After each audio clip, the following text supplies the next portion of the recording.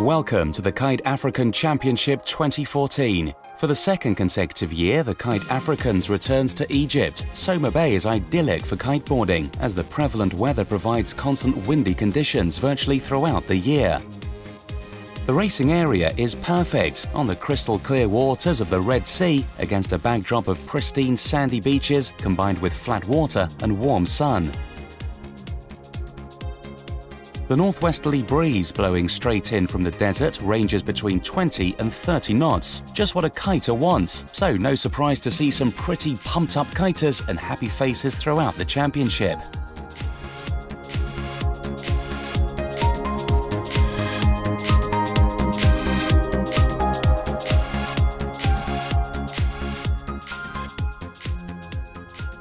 In addition to Soma Bay, we all witnessed the great weather, great spots, super flat water. We also have more than 20 or 30 spots in Egypt, from Ras in South Sinai, all through the Taba and Dahab, passing through Sharm el-Sheikh. Very great spot, good weather. Average speed of weather is like 20 knots each day, every day, a year. The best athletes from all over Europe have made the trip to Egypt. As well as the racing, they will be testing new equipment, tactics and skills as they mark their speed against other riders in this first major kiting event of 2014. The big names like Ricardo Letzeza, Florian Gruber, Steph and Oliver Bridge, Elena Kalinina and the Spanish young gun Alejandro Clement Hernandez are all here.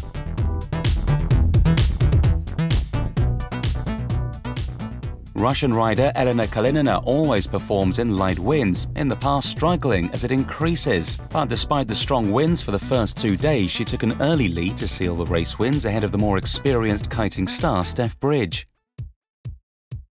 In the men's fleet, Oliver Bridge, another member of the renowned Bridge kiting family, looked in good shape and consistently knocked out top finishes, always in the top 6, apart from an 11th in race 1. The young gun from Devon in Great Britain was virtually born on a kiteboard and managed to hold firm in the leaderboard top 3 from start to almost the finish. Gruber, the 2013 world champion, had a really tough battle with the Italian star Letzeza, who scored 4 back-to-back race wins in the opening day. Letzeza has been training hard lately and wasn't predicted to lead the pack since he has been battling a knee injury that kept him out of racing for a couple of months. Ricardo Letzeza was in excellent physical and mental condition, winning race after race to show his superiority over his opponents. Of course, it is yet to be seen if his early prowess on the racetrack can be maintained through until the end of the championship. It looks set to be a championship of 2 halves, as light winds are forecast for the last few days, so expect Gruber and Bridge to make their attack then. I always like to check how the fleet behaves in the starting line. So today I was not risking, and after the first race I got first. So I got confident, I know what to do, and I like this condition. So then I keep just adjusting some things, and I'm looking forward for the same win tomorrow. So the forecast looks the same, so I'm pretty happy. Yeah, my equipment is working at the perfection. So, and I'm not getting tired, so I'm ready for more.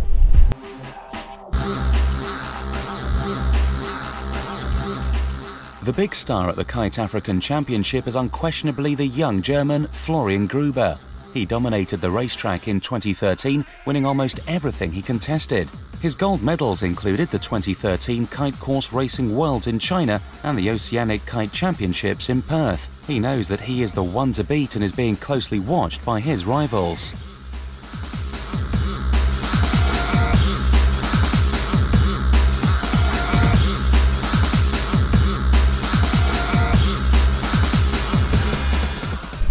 Yes, I think I can be on the podium. I try my best to be under the top 3, and for sure not easy, but now in the last few races I did always top 3 results. Should be possible. I think I can make one more big step and need more training, and for the Worlds in Istanbul I try to defend my title from last year, but yeah, there are a lot of people hungry for the title and it's gonna be a close season.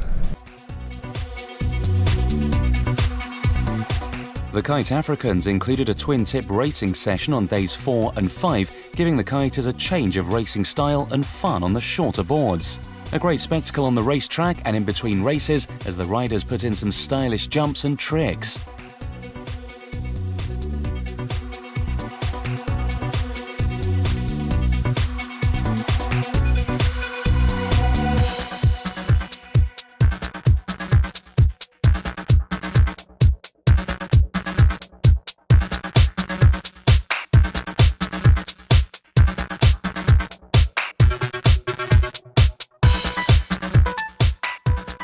Racing here in the twin tip, and it was a lot of fun, and especially because our guys are in this race and normally have nothing to do with racing, so it was really a thrill. It was like beating the guys you see on the beach, so this was really super nice and a very nice experience, and we look forward for the next race. It's really cool. Back to the course racing. Day 4 found Florian Gruber scoring 3 bullets in the light breeze. The challenge and pressure was now on for Ricardo Letzeza, who needed to stay in control of his nerves as Gruber found better pace and flew past him on the track. Add to the mix the forecast light winds, which would again favour Gruber in the coming days, and Letzeza was feeling a bit at risk. Keeping things in the family are the Grubers, as Florian's father Erwin is also competing. Erwin recently contested the Kite Masters Championship, but here it is understandably all about Florian. Another family partnership racing on the crystal clear green turquoise waters of Soma Bay are mother and son Steph and Oliver Bridge. The family claimed a historical double victory in 2013, with Steph crowned 2013 European Ladies Champion and Oliver taking European victory in the men's division. Oliver has been involved in kite course racing from a very young age and has developed his technique and his speed enormously.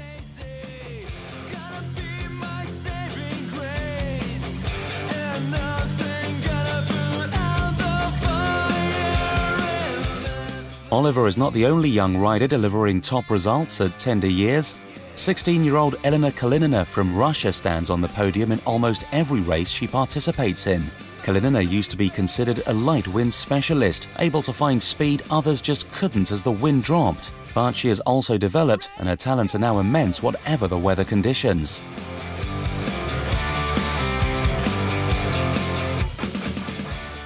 As forecast, Day 5 was light winds and 3 races completed.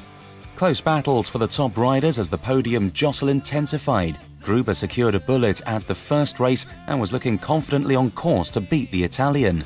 Following up with a 4th place finish in the second race, though, soon saw him distancing himself from Letzeza.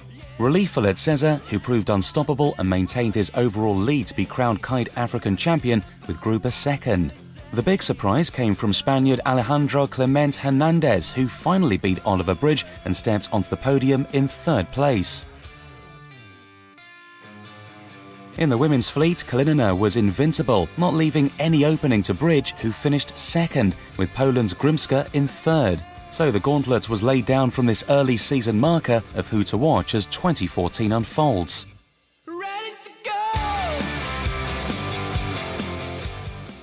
Let's have a look at the final results.